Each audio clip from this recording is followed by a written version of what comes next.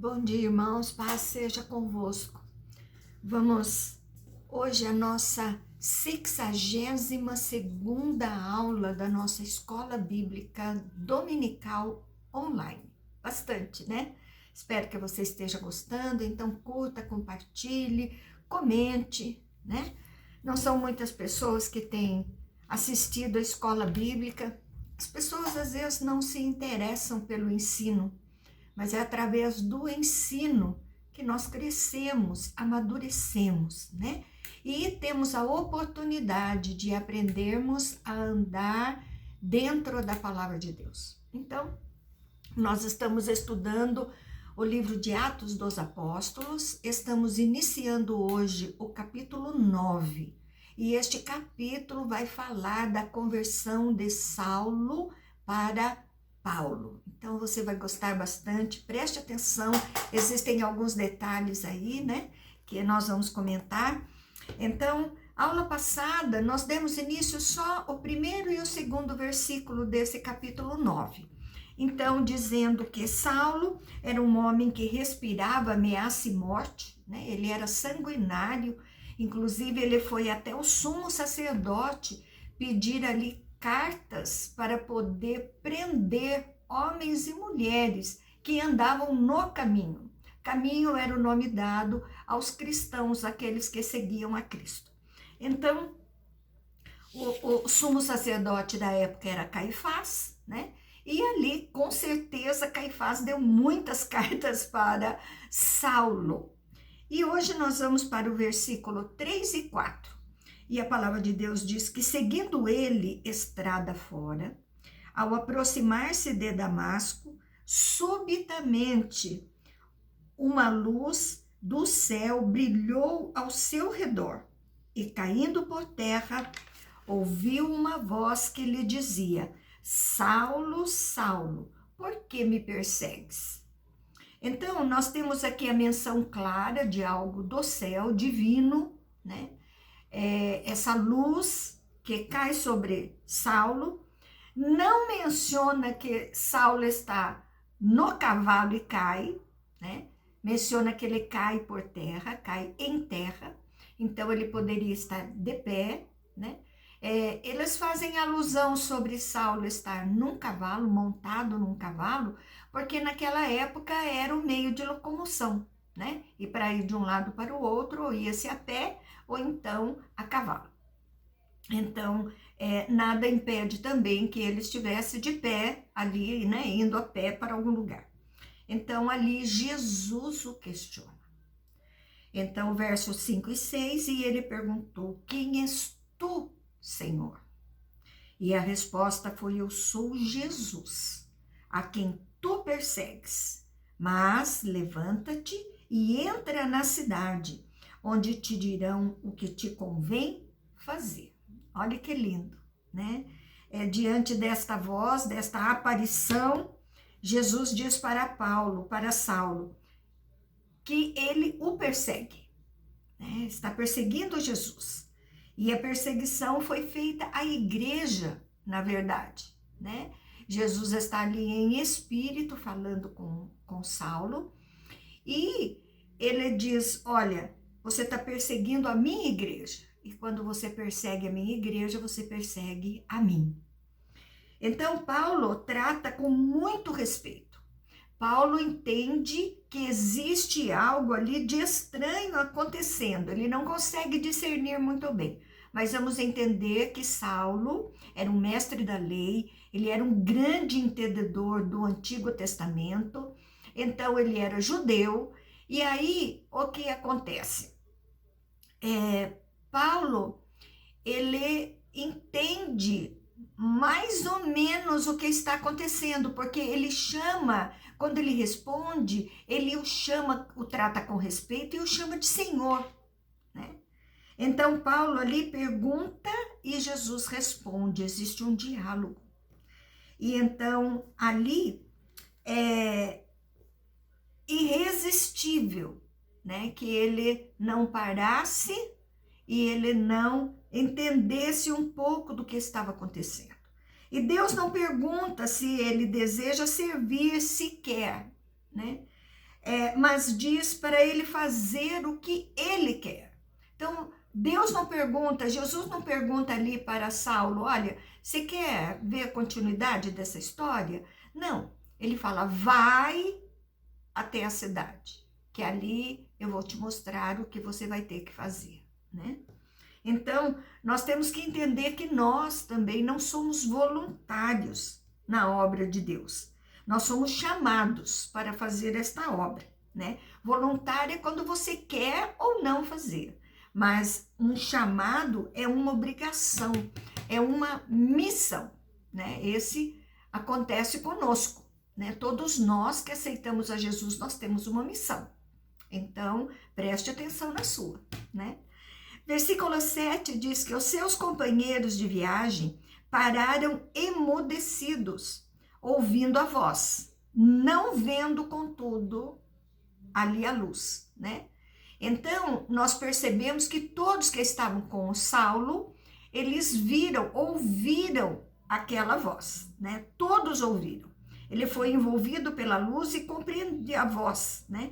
E os companheiros ouviram a voz, mas não viram ninguém e nem nada. Eles não viram aquela luz, não viram nada. Eles só perceberam o que estava acontecendo e ouviram a voz que conversava com Saulo. 8 e 9, então se levantou Saulo da terra e abrindo os olhos, nada podia ver. E guiando-o pela mão, levaram-no para Damasco. Esteve 3 dias sem ver. Então, durante os quais nada comeu e nem bebeu. Então, uma tremenda luz cegou Paulo, né? A glória de Deus, na verdade, e colocou sobre si uma penitência. Ele jejuou como arrependimento. Então, ele entendeu que a visão vinha de Deus e o fato de perseguir a igreja era muito grave. Então, ele tomou esta atitude de não comer e nem beber durante esses 3 dias. Então agora, Saulo vai receber a visita de Ananias. No verso 10 e 11, diz, ora, havia em Damasco um discípulo chamado Ananias, e disse-lhe o Senhor numa visão, Ananias, ao que respondeu, eis-me aqui, Senhor. Então o Senhor lhe ordenou, dispõe-te, e vai à rua que se chama Direita, na casa de Judas, procura por Saulo, apelidado de Tarso, pois ele está orando. Sabe, eu percebo a praticidade de Deus e a maneira dele falar conosco, ele fala de uma maneira clara, uma maneira contundente. Nada fica dúvida. Ele mostrou aqui para Saulo a casa, para Ananias, a casa, a rua onde estava, de quem era a casa e quem ele encontraria na casa. Então, Deus não deixa dúvida quando ele fala conosco. Ele é bem claro quando ele fala conosco. Então, Deus preparou alguém para receber Saulo. Provavelmente que Ananias era um fugitivo daquela perseguição, né, dos judeus ali. E essa rua em Damasco, ela existe até hoje, essa rua direita. Então, Paulo estava orando e Deus dá o endereço onde ele está para Ananias e vai dar uma visão também para Paulo. Ele fala com Ananias e fala com Paulo. Verso 12 e 14, e viu entrar um homem chamado Ananias e impôs-lhe as mãos para que recuperasse a vista. Ananias, porém, respondeu, Senhor, de muitos tenho ouvido a respeito desse homem. Quantos males tem feito aos teus santos em Jerusalém?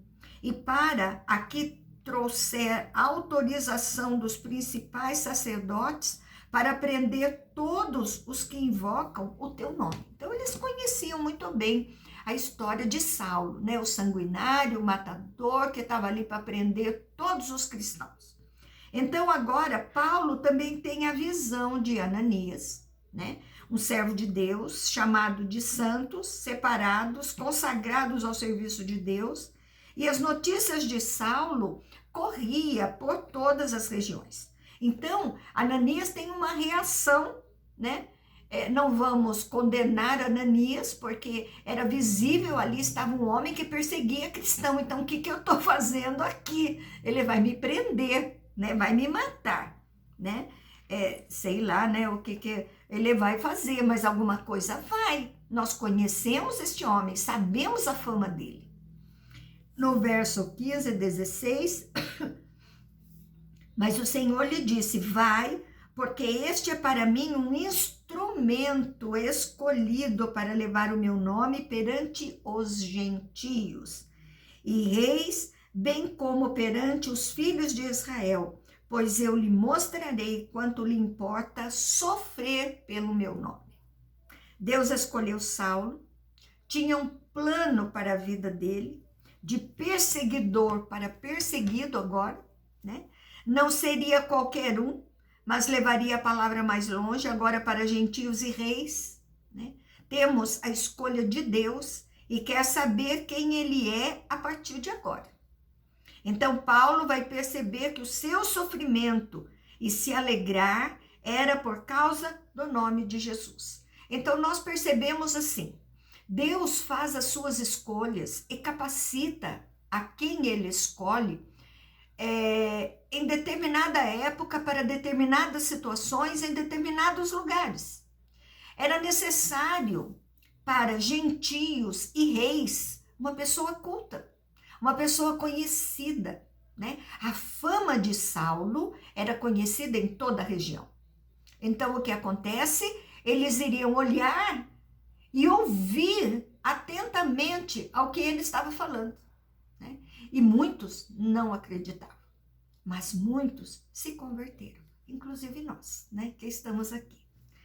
Verso 17, então Ananias foi e entrando na casa, impôs sobre ele as mãos, dizendo, Saulo, irmão, o Senhor me enviou a saber, o próprio Jesus, que te apareceu no caminho por onde vinhas, para que recupere a vista e fiques cheio do Espírito Santo. Então, Ananias foi, encontra Saulo, o chama de irmão em Cristo, né? Já ali, ele já está convertido, né? Um sinal poderoso para ele, que teve a visão ali. Então, não temos manifestação de falar em línguas, como em Pentecostes, nós temos aqui várias formas de manifestação do Espírito Santo. Somos selados, né?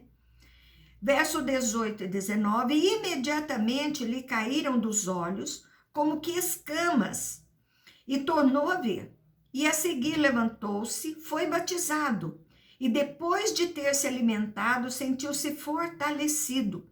Então permaneceu em Damasco alguns dias com os discípulos. Então já tinha os discípulos em Damasco, né?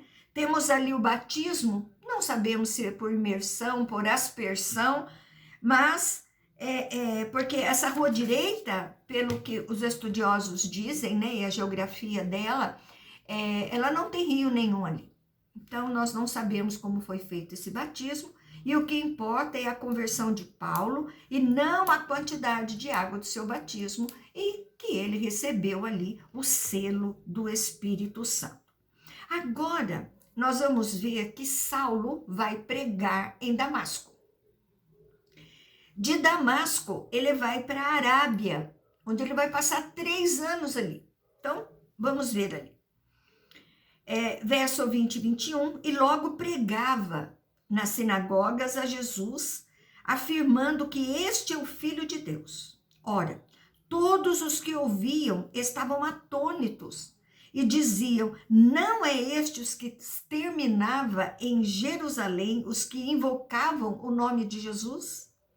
E para aqui veio precisamente com o fim de levar amarrados aos principais sacerdotes? Então, eles sabiam de que Saulo tinha cartas para prender e matar ali os cristãos. Agora, Saulo é visto na sinagoga pregando que Jesus é o Messias, é o Salvador. Quer dizer, é difícil cair a ficha, né? Eles estão dentro da caixinha, eles não saíram dali ainda, né? Então, a sinagoga eram lugares de reuniões onde os judeus se reuniam, né? Assim como Jesus, né? Que se reunia com eles. E aqui Lucas faz assim um pequeno resumo, né? Do que Paulo pregava. Então, eles ficaram, na verdade, de boca aberta, né? Não entendendo muito. E quando Paulo sai para perseguir, ele escolhe cartas, que nós vimos lá atrás, para os principais sinagogas e prende os seguidores de Cristo.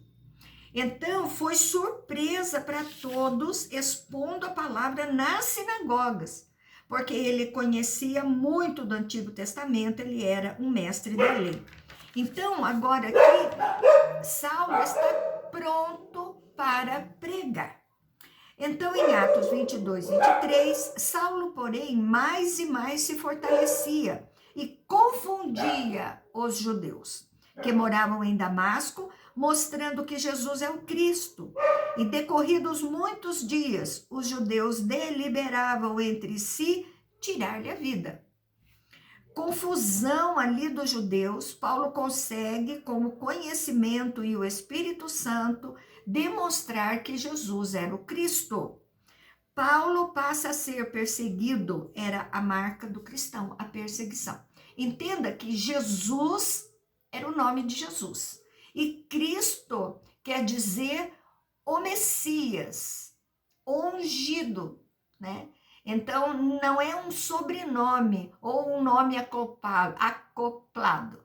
É Jesus Cristo, é Jesus o Messias, né? Então, em Gálatas, né? Em Gálatas 1, 17 e 18, que vai falar dessas cartas, né? Explica ali a carta e o período de tempo de volta em Damasco. Damasco, ele vai para a Arábia e depois ele volta para Jerusalém. Então, decorridos 3 anos, subia a Jerusalém para visitar-me com Cefas e permaneci com ele 15 dias.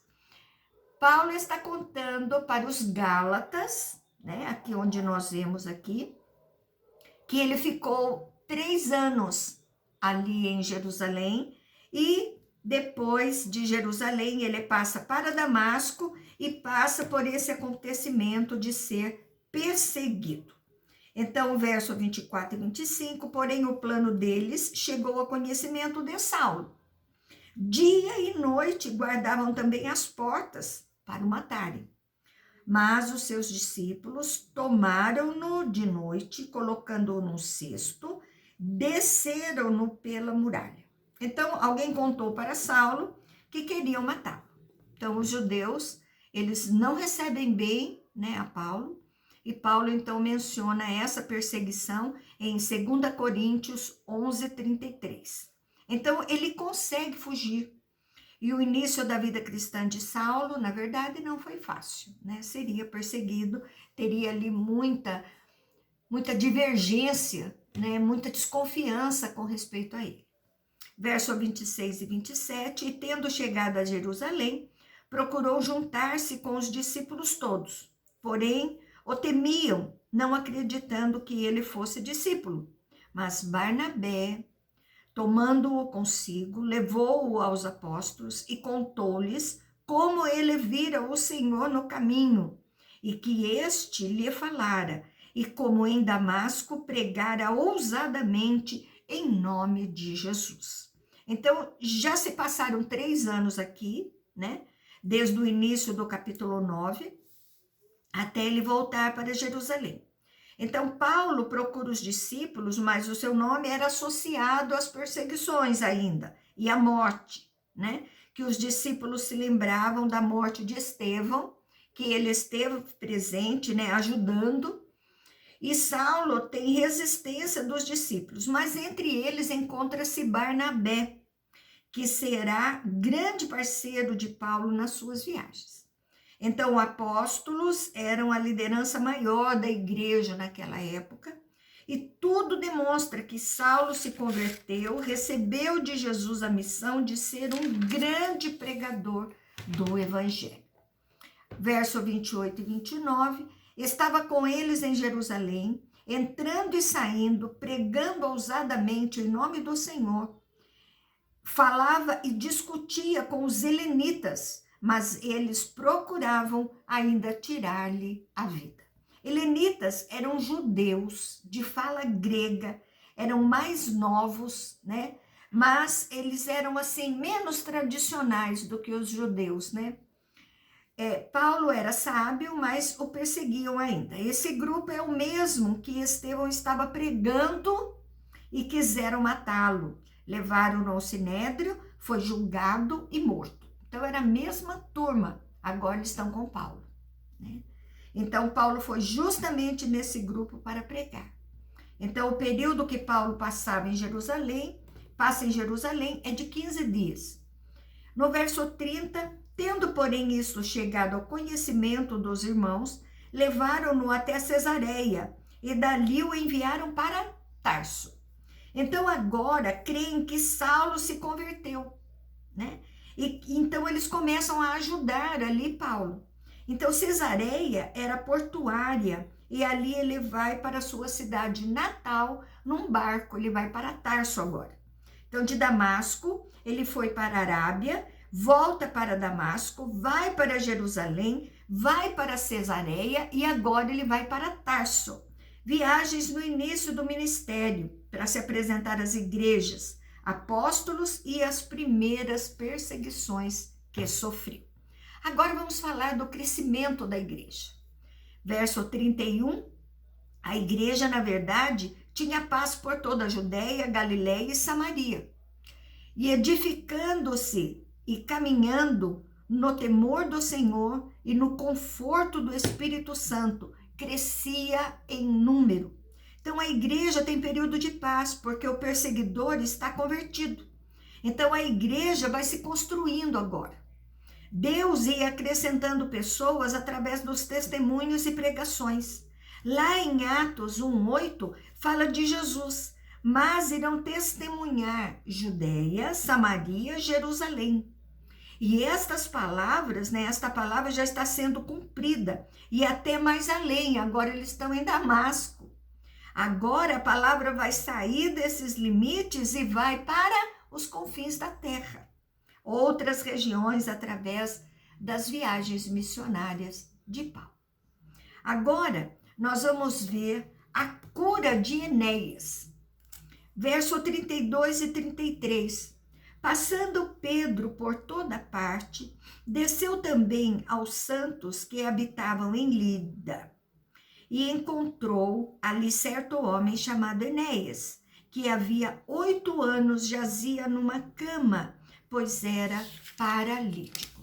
Santos são os servos de Deus, né? Separados, salvos, e Enéas paralítico, e Lida era perto de Jerusalém. Então, eles vão até lá.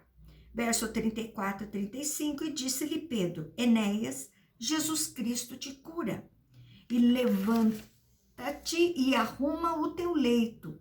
E ele imediatamente se levantou, e viram-no todos os habitantes de Lida e Saroma, os quais se converteram ao Senhor. Quando a Bíblia diz todos, não significa 100%, diz os que viram o milagre, todos que estavam ali reunidos, né? Então Pedro fez como Jesus, né? No paralítico, levanta e anda. Agora, a ressurreição de Dorcas, a Tabita, verso 36 e 37, havia em Jope uma discípula por nome Tabita, nome este que traduzido quer dizer Dorcas. Era ela notável pelas suas obras e esmolas que fazia. Ora, aconteceu naqueles dias que ela adoeceu e veio a morrer. E depois de a lavarem, puseram-na no cenáculo. Tabita não era judia, mas era convertida. E ela fazia muita ação social. O cenáculo era a parte superior da casa, um segundo andar. Porque a colocaram no cenáculo, talvez por Pedro estar mais próximo, e cria que ele poderia ressuscitá-la. Não era comum deveriam fazer até os preparativos ali do enterro. Jope ficava a 18 quilômetros de Lida, na Judéia. Verso 38 a 39, como Lida era perto de Jope, ouvindo os discípulos que Pedro estava ali, enviaram-lhe 2 homens que lhe pedissem, não demores em vir ter conosco. Pedro atendeu e foi com eles. E tendo chegado, conduziram-no para o cenáculo.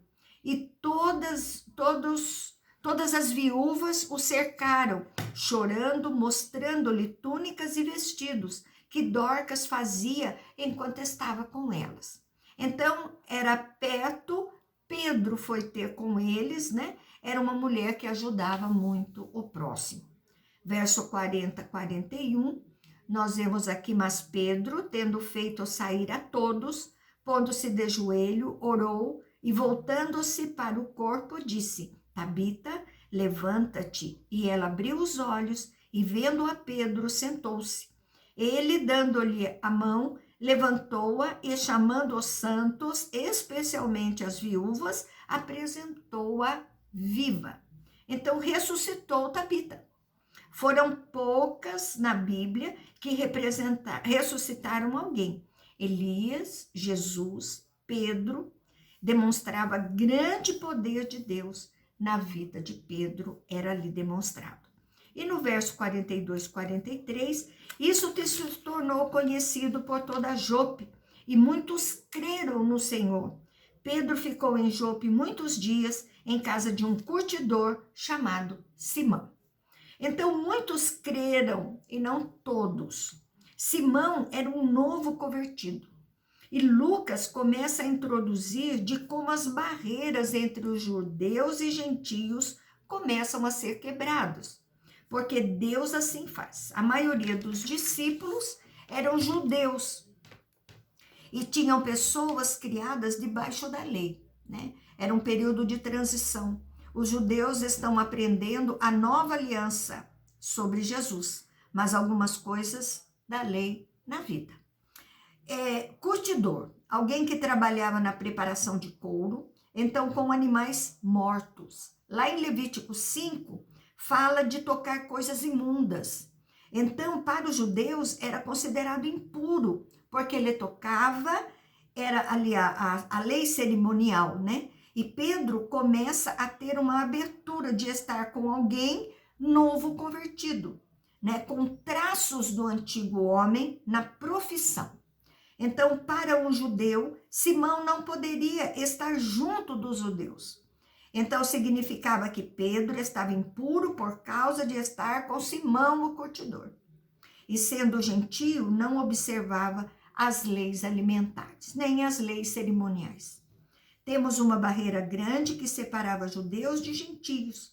E Lucas, então, vai começar a explicar como estas barreiras foram quebradas por Deus através da vida dos discípulos. Amém? Nós vamos parar por aqui. Semana que vem nós vamos falar sobre o centurião Cornélio, também muito interessante.